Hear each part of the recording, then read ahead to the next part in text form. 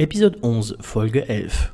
Le vieux monsieur et la jeune république. Konrad Adenauer. Comment fonder une nouvelle Allemagne après les horreurs commises en son nom? C'était le défi de Konrad Adenauer, premier chancelier de la République fédérale d'Allemagne, dont nous allons voir le parcours jusqu'à ses prises de fonction. Konrad Hermann Josef Adenauer naît le 5 janvier 1876 à Cologne, qui restera à jamais la ville de son cœur. Il s'engage dès 1906 auprès du parti Zentrum, un mouvement catholique. Jusqu'à l'arrivée au pouvoir des nationaux socialistes, catholiques et protestants étaient également divisés en politique. Adenauer devient dès le début de son engagement membre du conseil municipal de Cologne et sera élu par ce dernier maire de la ville en 1917. Il est à l'époque le plus jeune à exercer cette fonction et restera en place jusqu'au 13 mars 1933, date à laquelle les nationaux socialistes lui retirent le pouvoir sur sa ville. Durant les années hitlériennes, Adenauer changea régulièrement de domicile, craignant pour sa vie. Il refusera néanmoins de participer activement au mouvement de résistance contre le parti nazi. Mais il fut tout de même accusé d'avoir participé à l'attentat contre Hitler du 20 janvier 1944 et dut passer plusieurs mois en prison. Le 4 mai 1945, les Américains choisissent de redonner à Adenauer ses fonctions de maire de Cologne, mais les Britanniques lui retirent son poste dès le mois d'octobre,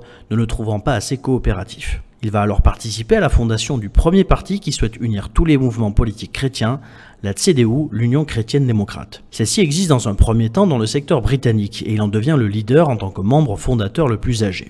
Avec la mise en place du Conseil parlementaire en 1948, qui doit travailler à donner une loi fondamentale aux trois secteurs de l'ouest de l'Allemagne, Adenauer profite de sa place de leader de la CDU pour devenir président de ce conseil et gagner en notoriété face au social-démocrate Schumacher et au père de l'économie sociale de marché, Ludwig Erhard. De ce fait, quand la CDU remporte les premières élections au Bundestag en 1949 et forme une coalition de centre-droit, notamment avec les libéraux de la FDP, Adenauer devient le choix naturel pour être le premier chancelier de la RFA à l'âge de 73 ans. Il reste jusqu'à aujourd'hui le plus vieux chef du gouvernement allemand d'après-guerre, et ce dès ses prises de fonction, ce qui lui vaut d'être surnommé Der Alte, le vieux, par ses concitoyens. Et c'est ainsi que le vieux s'est retrouvé à être le premier garant de la jeune République. Bis bald.